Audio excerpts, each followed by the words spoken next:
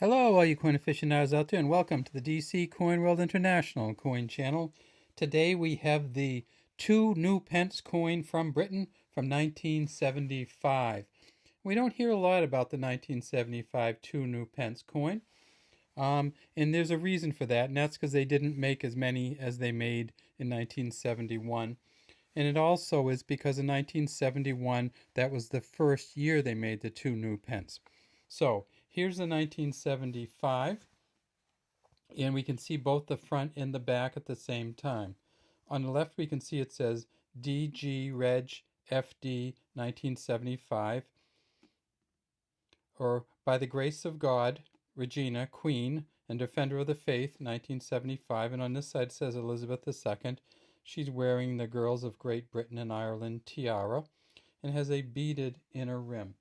Now, this coin was first made in 1971 when Britain embraced decimalization.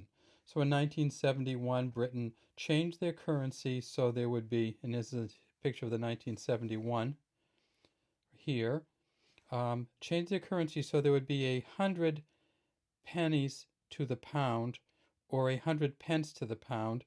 And when they did change it, they essentially came out and said, this is a new pence. In other words, this is different, this is new, and these ones will be worth 100 to the pound, to the British pound. But the old pennies won't be. The old pennies were based on the old 240 to the pound ratio.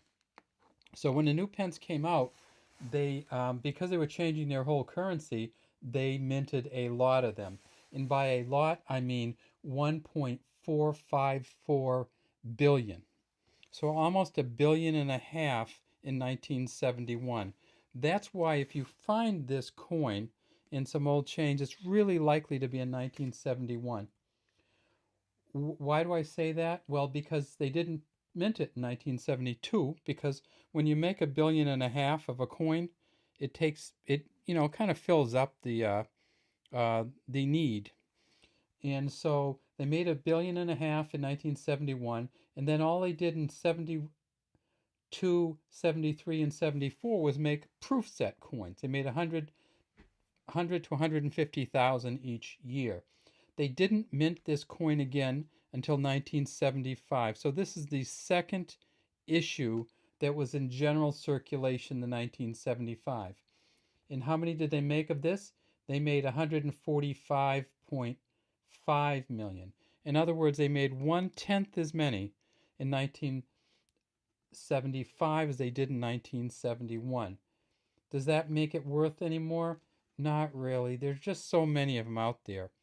And because they've actually moved on from this new pence, so it doesn't say new pence anymore. Here's a newer one. Now it just says 2 pence.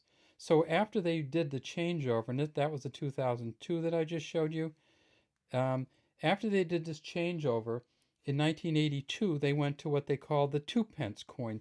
They took the new off, and they left the 2, but instead of this saying new, it says 2. So when they changed it over, they kind of did away with these. I mean, they're still collectible value, and you still technically could use one, but it is not. It's a different coin now. So what are they made of? They are made of bronze. They weigh 7.12 grams. They're 25.9 millimeters in diameter and 1.85 millimeters in thickness. This is the second crown portrait of Queen Elizabeth II on here, and it's the Arnold Machen portrait, which is my second favorite, maybe. I love the first portrait with her with the kind of the ponytail and the ribbons off the back. This is the second portrait, and it graced the two new pence coin for its entire run from 1971 until 1981. The back is a different engraver, and that's a Christopher Ironside.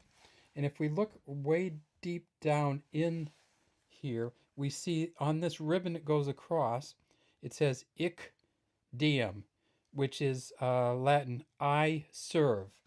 And that is the motto from the badge of the Prince of Wales. So the Prince of Wales badge has these 3 ostrich feathers. And they call it a plume of 3 ostrich feathers inside a crown or a coronet of cross pate and fleur-de-lis. And we can see the fleur-de-lis right in here in cross pate. So essentially this is the Prince of Wales badge design. And that is on the back of all the 2 new pence, as well as all the newer 2 pence coins. So that is pretty much all we have for you today. Oh, I should show you that it has a smooth edge, and again, not a high value. I know you'd like to have some major value to it. Haven't seen a lot of error coins from 1975. In fact, I've not seen physically any of them myself. Once in a while, you'll see one advertised on eBay. Check it out very, very, very carefully if you think you're going to try to buy an error coin from 1975, because there's a lot of debate as to whether there are any error coins worth money. What you may want to do, more likely if you want to get a more valuable coin, is go with either the 72, 73, or 75 or 76 proof coin sets. Those will have a significantly different value, but of course you'd have to pay more for them, and they're probably all going to be in a proof set with other coins rather than individually. All right, that's all we have today from the DC Coin World International Coin Channel. Good luck coin hunting out there, and we'd love to have you subscribe to our channel and leave any comments you might have in the comments section.